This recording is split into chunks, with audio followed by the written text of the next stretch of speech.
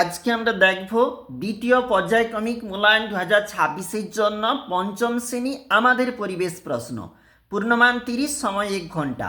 সঠিক উত্তর নির্বাচন 5টি, 1 × 5। টেরাকোটার কাজ হয় বিষ্ণুপুরে। গান্ধী বুড়ি বলা হয় মাতঙ্গিনী হাজরাকে। আঁশ নেই এমন একটি মাছ হলো শিঙি। একটি ম্যানগ্রোভ জাতীয় উদ্ভিদ হলো সুন্দরী। পশ্চিমবঙ্গের সবচেয়ে উঁচু পর্বত শৃঙ্গের নাম সান্দাকফু। দোআঁশ মাটিতে বালি ও কাদার ভাগ প্রায় সমান। এক সিংহ গন্ডার দেখা যায় জলদাপাড়ায়। স্বাধীন ভারতের প্রথম প্রধানমন্ত্রী হলেন জওহরলাল নেহেরু। শূন্যস্থান যে কোনো 5টি, 1 × 5। রায়গঞ্জে কুলিক নদীর পাড়ে কুলিক পাখিরালয় গড়ে উঠেছে।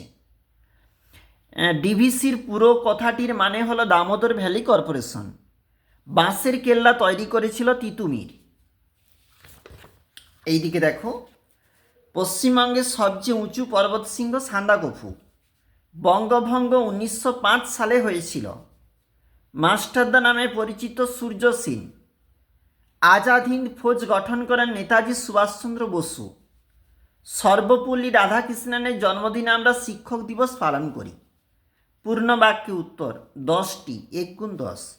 সুন্দরবন কোন গাছের জন্য বিখ্যাত? সুন্দরী গাছের জন্য। জাতির জনক কাকে বলা হয়? মহাত্মা গান্ধীকে। ধান কাটা ও ঝাড়ার জন্য ব্যবহৃত আধুনিক যন্ত্রের নাম হবে হারভেস্টার। আমার সোনার বাংলা আমি তোমায় ভালোবাসি এই গানটি লিখেছেন রবীন্দ্রনাথ ঠাকুর। উত্তরবঙ্গের একটি নদীর নাম তিস্তা। পশ্চিমের মালভূমি অঞ্চলে কি কি উদ্ভিদ দেখা যায়? শাল, শিমুল, মহুয়া প্রভৃতি। একটি লুপ্তপ্রায় মাছের নাম ন্যাদোস সরপুটি। একটি বলেছে, একটি লিখবে। সুন্দরবনের সবচেয়ে বিখ্যাত প্রাণী হচ্ছে রয়্যাল বেঙ্গল টাইগার। কোন গাছের পাতা দিয়ে জমি সার হয়? নিম গাছ। আর মালদা কি জন্য বিখ্যাত? আমের জন্য।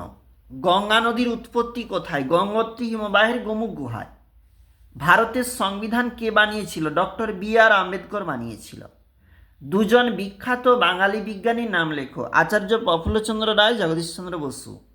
সীতাভোগ ও মিহিদানার জন্য কোন জেলা বিখ্যাত? বর্ধমান। পরের পেজে চলে যাব, ওখানেও প্রশ্ন। ছৌ নাচের জন্য বিখ্যাত কোন জেলা? পুরুলিয়া।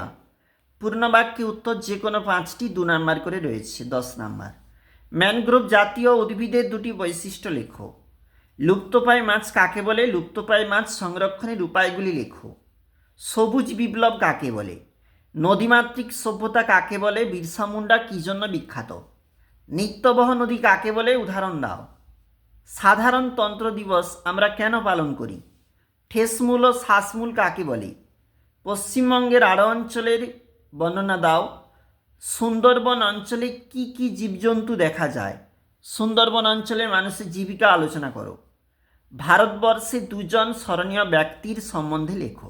খুবই গুরুত্বপূর্ণ একটি প্রশ্নপত্রের সেট দেখলাম, পঞ্চম শ্রেণী পরিবেশ।